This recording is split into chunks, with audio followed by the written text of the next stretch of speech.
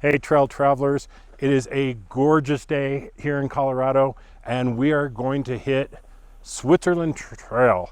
Now you can see there's a lot of snow. There's about 4 or 5 inches of snow here, so it's entirely possible that we might not get too far because of the snow, and if so, we either have to decide whether we're going to go through it or turn around. So it's either going to be a short day or a really nice, beautiful day, because there's one spot that's not too far from the beginning here where it's very common to get these big 3 and 4 foot snow drifts. So if that's the case, well, it's going to be a short day, but hopefully we can get through there and enjoy the rest of the day on the trail. So let's get to it.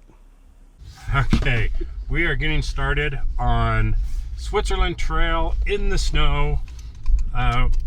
There's already seen one vehicle come out and another vehicle go in while we are airing down. We are down to about 18 psi, just to give us a little more contact patch in the snow.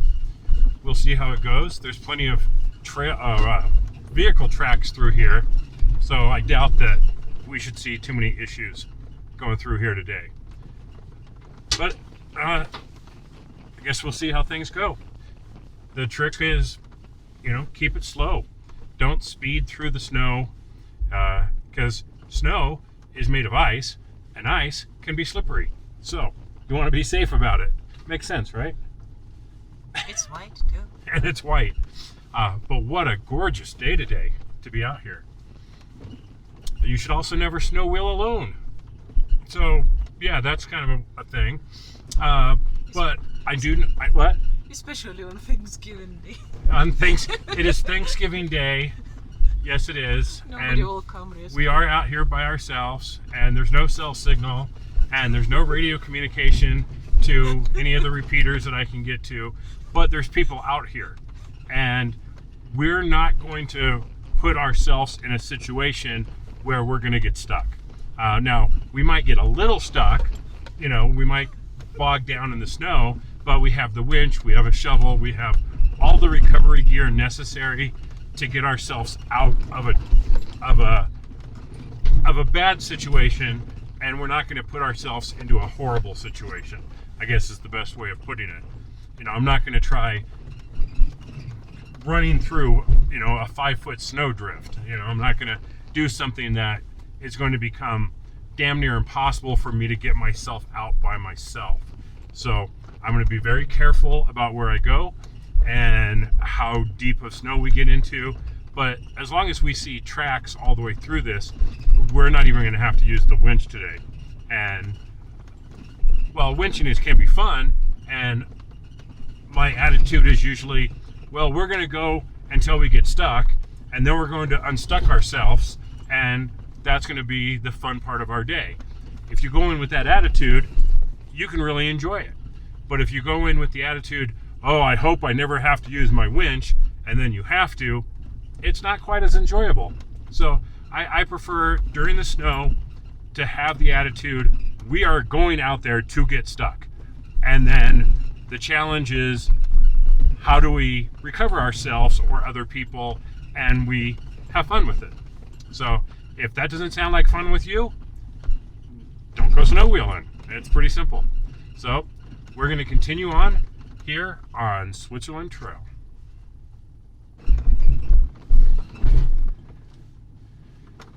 So here we're kind of on this raised ledge. It's about a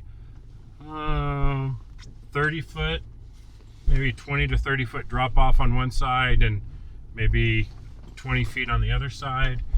And as you can see, we are in the snow, and it's about 4 or 5 inches deep here. So we're gonna take it nice and easy, because the last thing we'd want to do is slip off the side there. Although there's plenty of trees, it would probably stop you. It would not be a fun experience. But this is during the summer, this is really even hard to call it a trail. It's more of a dirt road. You can take almost any vehicle on this, as it's rated completely easy. There's really no challenge to it at all in a stock, not just a stock Jeep, but a Subaru or a RAV4 or anything like that can easily do this trail during the summertime. During the winter, it definitely gets a little trickier. And there are a few spots that hopefully, if we get through the worst of the snow, we can get to them, and you can play around on some big rocks and things that can up the difficulty level a little bit, but the trail itself is actually extremely easy. But we'll see how it is in the snow. Well, we've come around to the south side of the hill. You can see there's less snow here because it's getting a little more sun exposure. Beautiful out there. This nice green pine trees, the white snow, blue sky, just really beautiful today. And because we've already made it past the normal sections where there's snow drifts, I think we're going to be okay for the rest of the day. And again, this is going to be a fairly easy trail, but in the ice and snow, you just want to be extra careful about not taking turns too fast, not getting on the brakes when you're in the ice and snow. That can end up badly for you. So keep the wheels spinning as best you can, not, loose, but you always want to be rolling so that you have the most amount of traction and you don't lock up the tires and end up skidding somewhere. But we're just gonna keep enjoying this day. So we're back more on the east side of the hill, and as you can see, there's more snow again. So it did get a little deeper again over here than it was on the other side where the road was actually clear. But it has just been a gorgeous day here on Switzerland. This is, I've been here once before, but the weather wasn't as nice and it was kind of hazy. Today, I swear you could probably see Kansas from the highest point. It was absolutely stunning. What'd you think of this trail today? It's very beautiful.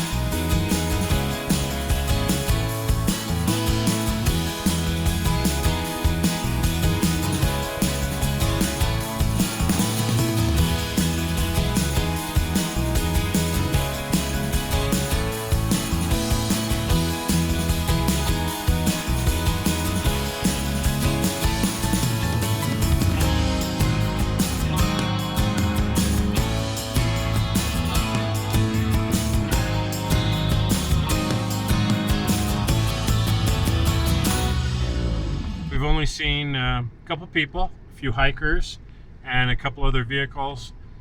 We did see one go down a different path, and a few minutes later he was backing up. So I'm guessing that wasn't a good path to go on. But here we've been just following other tire treads, and it hasn't been anything at all too slippery or too deep. But when you see these views, it has just been, right there in front of us, just absolutely gorgeous.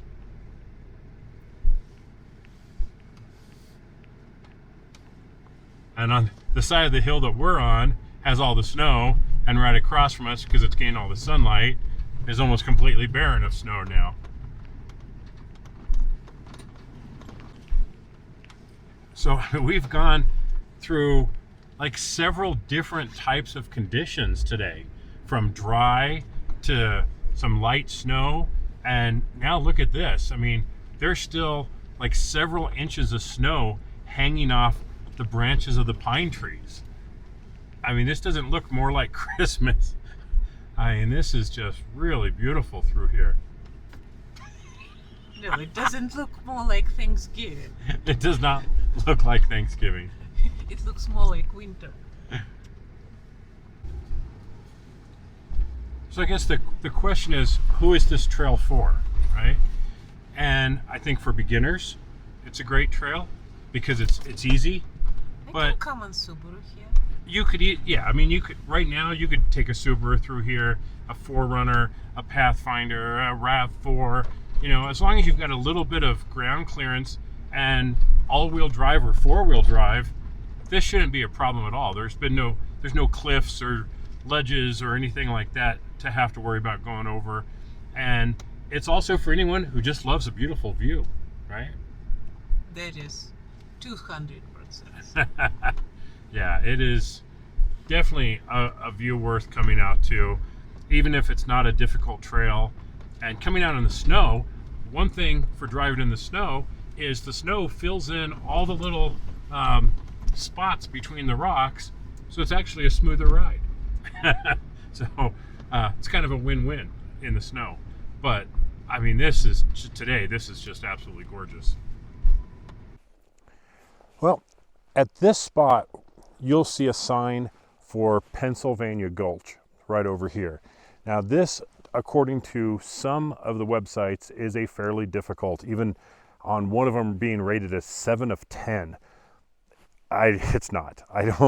I've been over this. It's definitely not that hard, but it's not for a stock sedan or something. That is definitely an off-highway vehicle trail.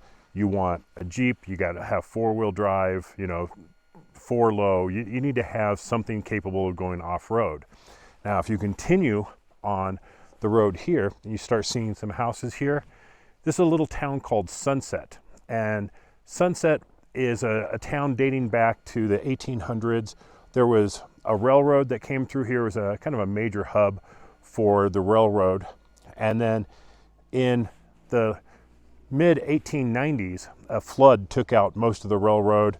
It was eventually rebuilt a few years later and became kind of a tourist attraction on the railroad. Now there's only a few people left here that still live here, and it's just a quaint little town. And that is the beginning of 4 Mile Canyon. Well, I guess the FJ is going to go up Pennsylvania Gulch. So we'll be right behind them. About a mile from the intersection where you kind of go through that little town and then get back on the trail, you will have an awesome view of the other side. So we were traveling over there, like if we're looking straight across this valley, we were on the other side just earlier. Now we're over on this side, and there's this beautiful view of Sugarloaf Mountain off in the distance there. Just a wonderful view. So just kind of stopping for a moment to take it in before getting back on the road. We just have such a gorgeous day today.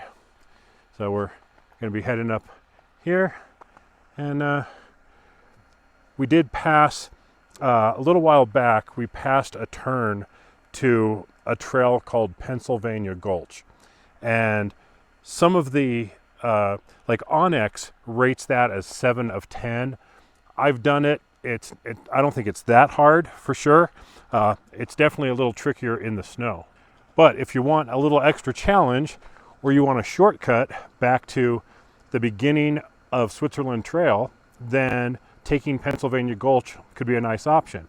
Now, one of these days, we're just going to run up it, come over to Switzerland Trail, and then go back just as a nice short trail, where Switzerland Trail is about 14.3 miles.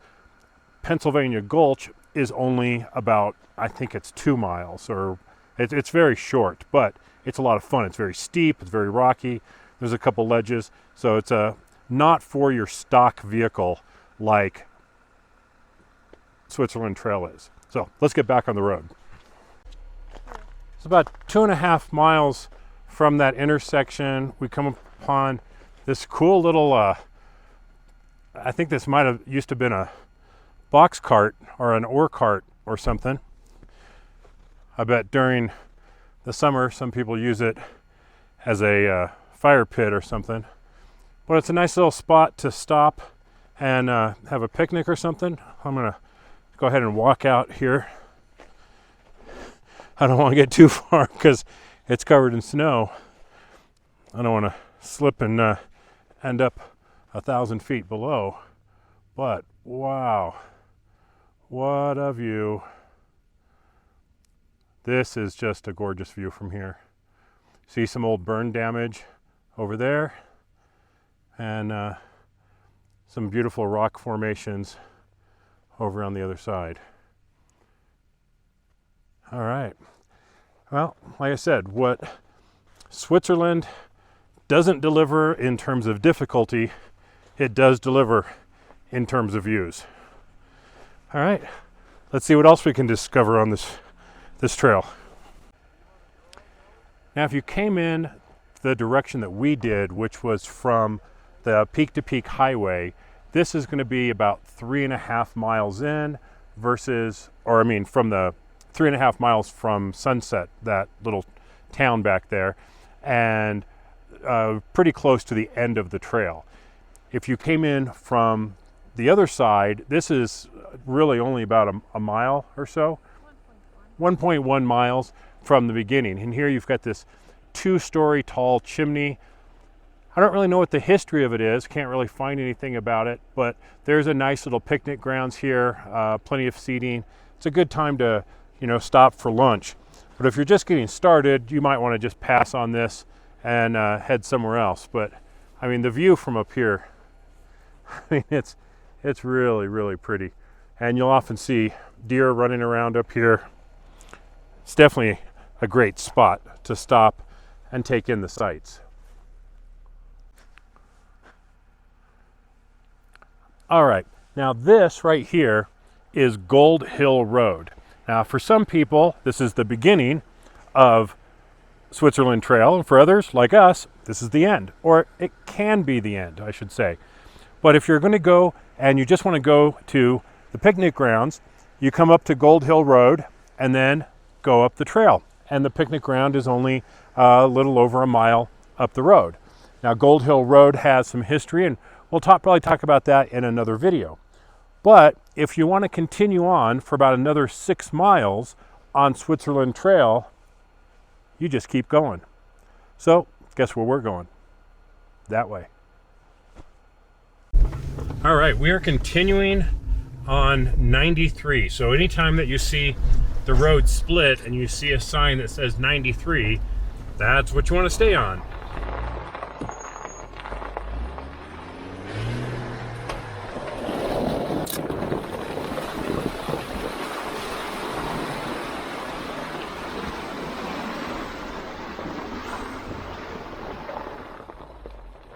So there's a decision to be made here. You can go to the right, which is what we're supposed to do apparently, or you can do a little climbing here on the left, which definitely looks like a lot of fun. And according to the maps, that will actually take you out of here if you go up over this over to the left.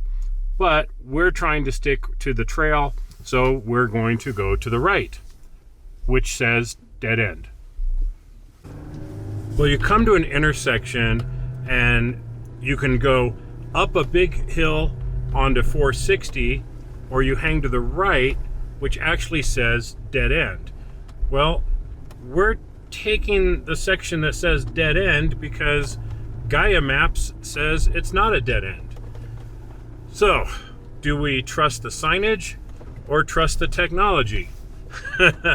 And today, I think we're trusting the technology, and we'll have to see whether this was a smart move or not. Now, what I will say is if you look at the trail in front of us, there is no trail in front of us. We are the first vehicle to go through this snow. So it remains to be seen if this is a good move or not. But I guess we'll find out. People have definitely hiked through here. There's tons of, I think these are people's tracks. it looks like people and dog tracks through here. Placed on this way on the So, map. according to Gaia GPS, we are still on a trail. So, we're gonna keep going. The only problem is we are running out of daylight, and hopefully things will turn out just fine. Well, one thing I'll say for sure about this side of the trail is if you are really adverse to getting pinstriping on your Jeep, you don't want to do this because it is very narrow. We're scraping on a lot of stuff here, and there's no choice. I mean, there's nothing I can do. I mean, it is just a narrow trail. Hear that? Yeah, we're scraping the hard top quite a bit. Now, during the summer months, I could probably do this and get closer to the edges and maybe avoid some of it, but here in the snow, I need to stay at a safe distance away from the cliffside. So I'm definitely taking more pinstripes in the name of safety. But as you can see, we are breaking trail here. We are the first vehicle to go through here, and that either means we're the first vehicle to go through here or we're the first idiots to go through here. One of the two. So I guess we will figure it out, because according to the map, we are almost at the road and we should be coming out of this any second now. Well, here is a pretty cool sight. Not exactly sure what kind of vehicle it was, but there's definitely something here. Now the curious thing would be, how did it get here? Did it roll from up top, or did it come around on this trail somehow? But if you're into some old stuff, this is kind of cool.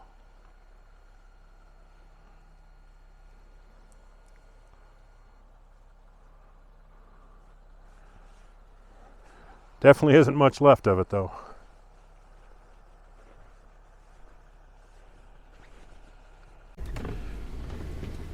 Well, right past that wrecked car, it is a dead end. It is most certainly a dead end.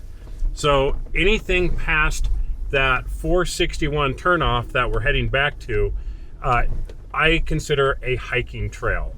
You can take a Jeep in there for a while, but you're gonna get to a spot that is not passable by Jeeps. Or, I mean, yeah, maybe during the summer I could crawl those rocks, but you are right on the edge of a cliff and it is not a pretty sight.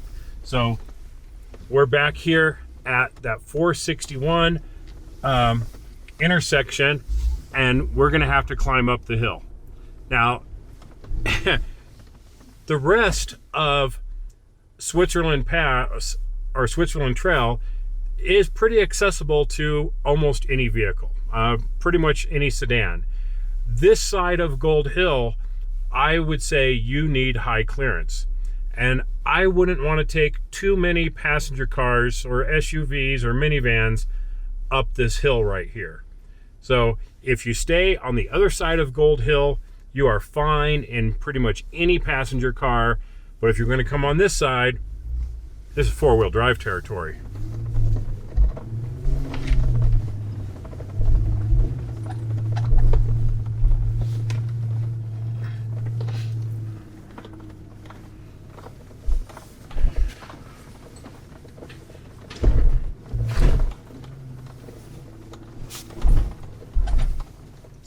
All right, well, that was a fun climb. And now we are going to work our way around, and considering that there are tire tracks through here, that's a good sign versus where we just were. But look at these ruts. This is not, this is definitely Jeep trail stuff here. I mean, when I say Jeep trail, I mean any off-road vehicle, you know, your Tacomas, your Forerunners, you know, anything that is four-wheel drive with some ground clearance can go through here. So it's off-highway vehicle trail, to be politically correct. So we're gonna follow this, and we'll see if we run into anything else interesting. Well, we're airing up here at the end of the trail, and a couple little lessons to be learned, I guess. At that one spot where you could go off to the one trail and the other said dead end, that was a dead end. Now, you could drive in maybe, I want to say it was maybe about a mile or so, and then there was a spot that was big enough to turn around, and then after that is where you would walk up or hike up and see that old vehicle, and the trail ended pretty much right there. There was no going past that in a vehicle. So definitely want to be careful about choosing your path, and that's kind of what this closing is about. We were using a book and 3 different apps, and no 2 of them were the same. So I pulled the trail KML file off of All Trails and put it into Gaia. So that's our primary navigation today. And it's the one that said to go past Gold Hill Road and continue on. So we did. It's also the one that said to continue on that dead end area, which we did. So that was not a good choice. Now, if you want to do some hiking, feel free to go past that area and go hiking up to that old vehicle or even beyond. It'd be a lot of fun. But you really want to double check all your sources. Now, we were fine. We knew that we could get out of there. It wasn't a big deal, but it was starting to get dark, and we definitely wanted to get out of there before it was dark, just because it's just very narrow in the snow on a cliff. Not a good place to be in pitch black conditions. So glad we got out of there when we did. Now we're just finishing airing up and getting ready to head home. So thanks for watching this video on Switzerland Trail. Probably a little more detailed than I expected, because there's quite a bit to it. Please like, share, and subscribe, and we'll catch you on the trail. Thanks for watching, everybody.